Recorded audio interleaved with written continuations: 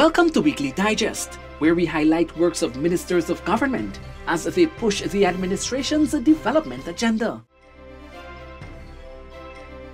In the health sector, the new regional hospital to be constructed at Enmore, East Coast, Demerara, is scheduled to begin construction in 2 months' time. For the first time, we are going to build a regional hospital on the East Coast so that no longer people would have to go to Georgetown to get a surgery done.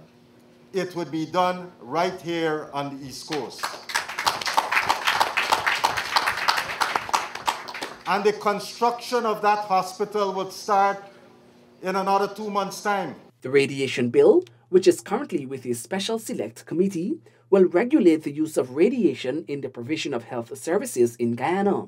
This was disclosed by Minister of Health, Dr. Frank Anthony. So what this bill seeks to do for the first time in our country, to be able to establish international norms and adopt them as national norms for Guyana in terms of how we do imaging and how we do these processes to treat cancer. And I think it's important if we are going to develop cancer treatments in the country, we need to have the legislative framework. The Ministry of Health continues to ramp up its efforts in providing professional training opportunities to citizens across the country to fill existing gaps in the medical field.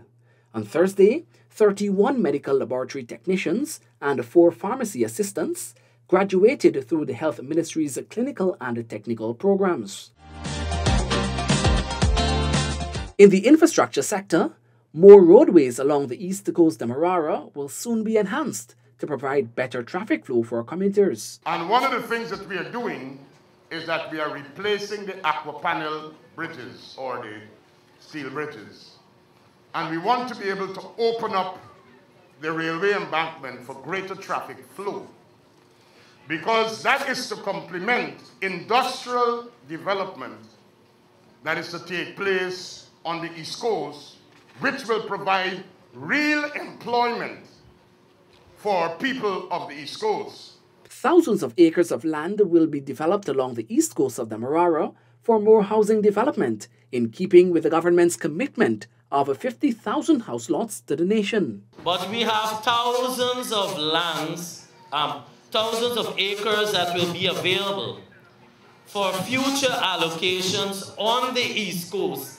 That will include starting as early as next month. Minister within the Ministry of Public Works, Deodat Indar, spoke glowingly of Guyana's aviation sector whilst attending the conference on the International Air Transport Cooperation 2022 held in the Republic of Korea. He said, and I quote, "Guyana is ready and always willing for deeper dialogue and increased technical and interregional cooperation with the Republic of Korea." End of quote. Minister Indar said Guyana's economic growth is projected to be at a rate of 47.5% in 2022, and government will ensure that more money is plugged to transform the aviation industry. Focusing on education, as over 16,000 grade 6 pupils across the country begin the 2022 National Grade 6 Assessment (NGSA), Minister of Education Priya Manikchand anticipates positive outcomes given the resources and initiatives applied to prepare students for the major exams. We're very confident that we're not going to be seeing some of the results. I really hope that some of our sister CARICOM countries have been bawling about recently.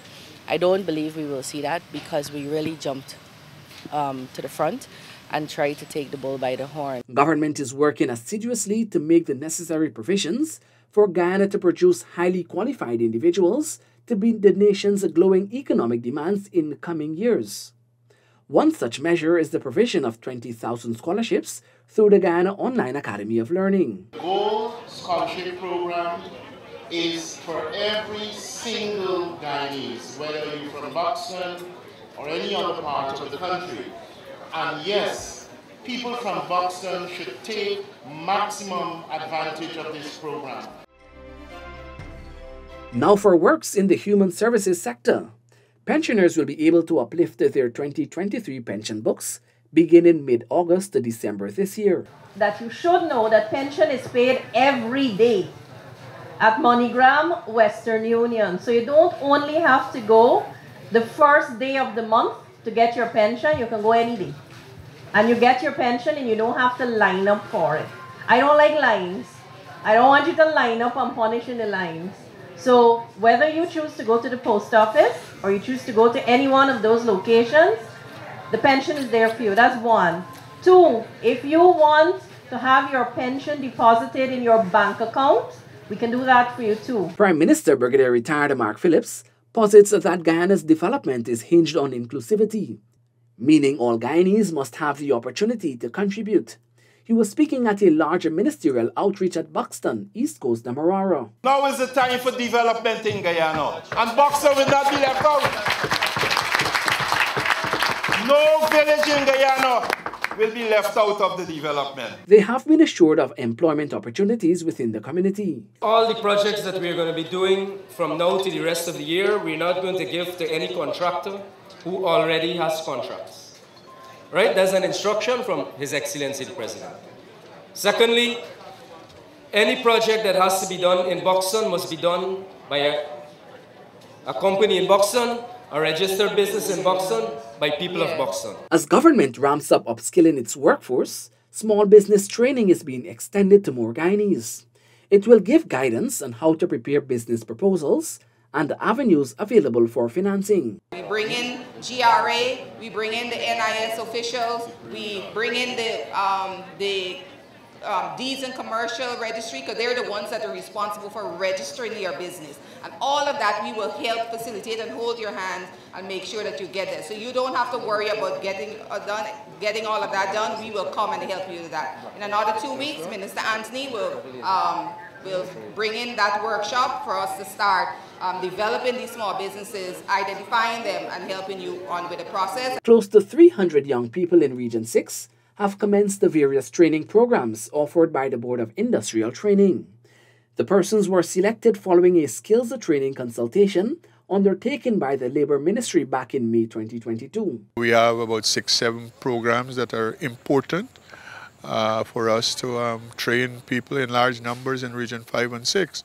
And so many of the programs are the programs that we have set out as regards the training that we have done. Importantly also, we have in some programs that normally you would see women will not be in them. You have now women are joining those programs in the different areas, and so that's a good thing. Guyana will be lending assistance to its CARICOM sister country, Belize, in best practices for Amerindian development. Now for sport development. As government remains committed to sport development in Guyana, Subject Minister Charles Ramsden Jr. outfitted the basketball court in Buxton in less than an hour of the request being made. We're about action, real pace, delivering development, the transformational development to the country that we desperately need. We're desperately yearning for. And let me say something about this, too. Being a leader today is more than just being somebody who speaks, you know. It's more than just being somebody who shouts, you know. It's more than somebody who tells you to go and protest.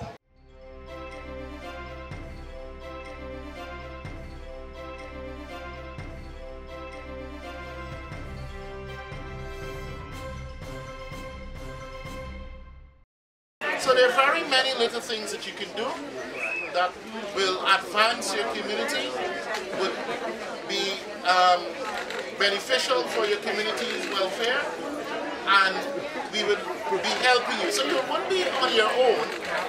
We will help you to get this together and to be able to do it well. That's it for this edition of Weekly Digest. For these and other government-related information, do log on to our website, dpi.gov.gy, and our social media platforms as well.